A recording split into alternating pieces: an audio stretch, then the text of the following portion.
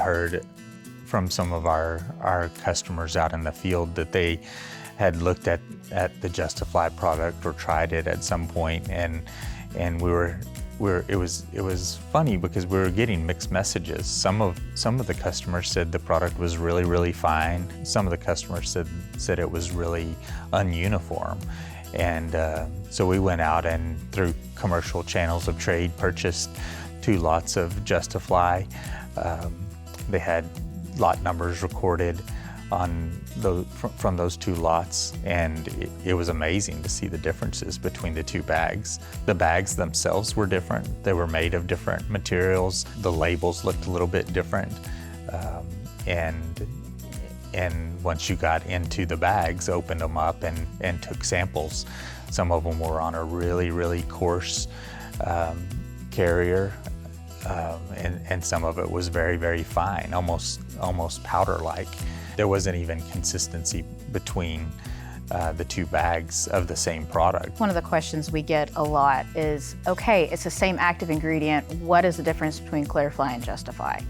And from the beginning, when it comes to JustiFLY larvicide, before it leaves our plant, it's going to be quality tested. We want it to fall into that optimal level so we don't have to worry about it settling out during that supplement process or whatever for our customers.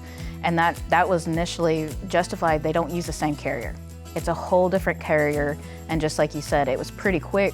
And we were surprised when we got the bags of JustiFLY back that there was so much differences just between the bags, because that bag, that label is part of that EPA agreement. It has to be the same.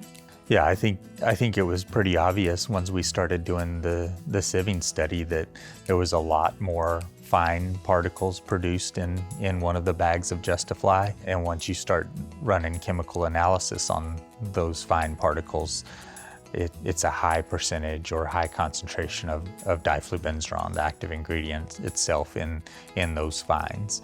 Whereas we get very few fines in the 8% JustiFLY product. And while it can be a high percentage of active ingredient or diflubenzuron in those fines as well, as you would expect, because the active ingredient itself is a fine powder, the majority of that in the JustiFLY product is adhered to the carrier and stays on that carrier even through a sieving process. Exactly. The JustiFLY is going to be retained through that entire process. It's not going to settle out and dust out on the equipment. When you get a lot of dust occurring in any kind of feed additive, you have a chance for it to separate out if you don't lose it in the manufacturing process through dust collectors. It struck me as odd with JustiFLY. We had an odd distribution between the 2 lots on particle size, but then where was the active ingredient? The problem was, depending on which JustiFLY lot you looked at, the percentage of that active ingredient was higher in the fines than what it was in those larger particles. It was not consistent in any shape or form. I think with the consistency that we get with our JustiFLY larvicide product, the 8% product is always on the same size carrier.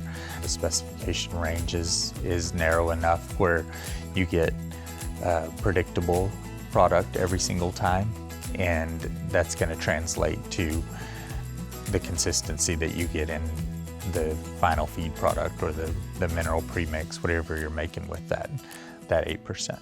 Right. When you open that bag of JustiFLY, it's going to be same for every bag of JustiFLY that you open. You know what it's supposed to look like, and it will be that way every time. Every time.